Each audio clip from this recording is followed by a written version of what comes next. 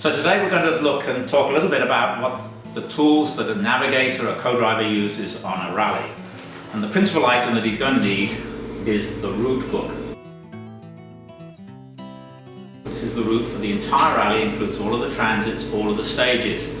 They all, on the terms of the tulips that we're going to look at in a little detail, is a standard format. So here's book from one rally, this is from another, so you see the basic format is identical.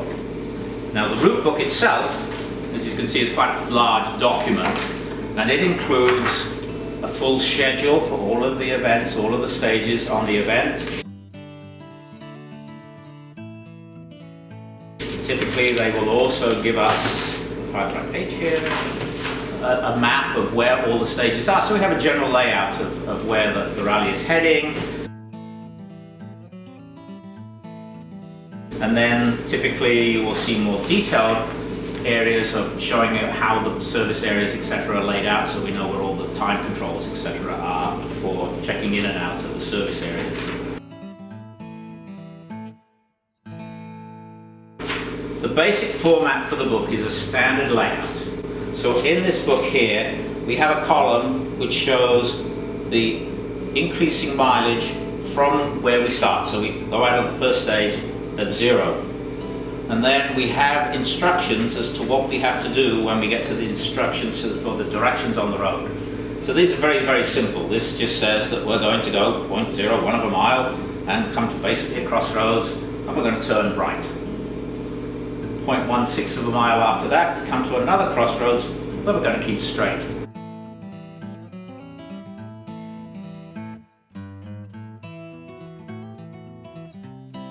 So this is a very, very simple way of navigating around on what we call the transits to get from, in this particular case, the first time control out from the start of the rally to the first stage. So it will give us here that it's main time control out to the arrival time control of what is the first stage.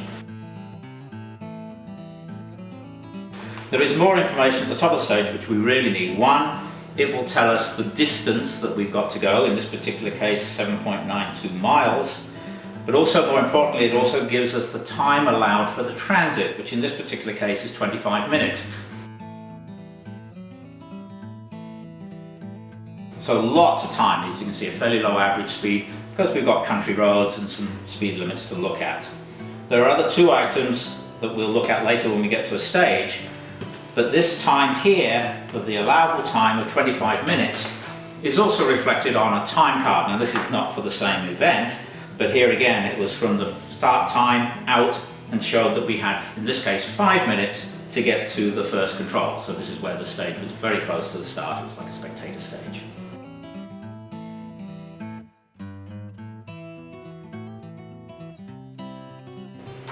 So having gone through the transit,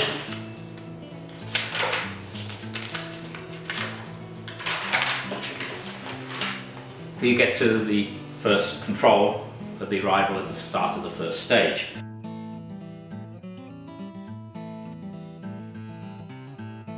Now what the co-driver will have done is taken his 25 minutes, added it to his official start time, which would have been recorded on his time card, and that then calculates his in time to go into the control for the stage start.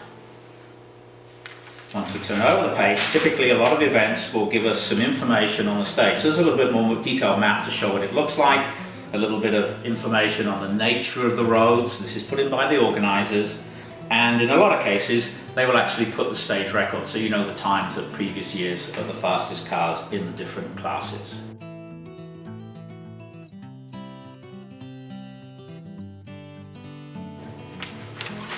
We then get to the stage itself, which, as you can see, is in exactly the same format as the transit, but typically in the modern age we don't use this anymore. We now go where we use our stage notes or pace notes depending on the nature of the rally.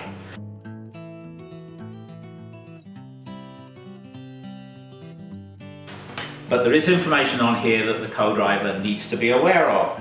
At the top of the page we also have the distance of the stage, 8.88 miles in this particular case.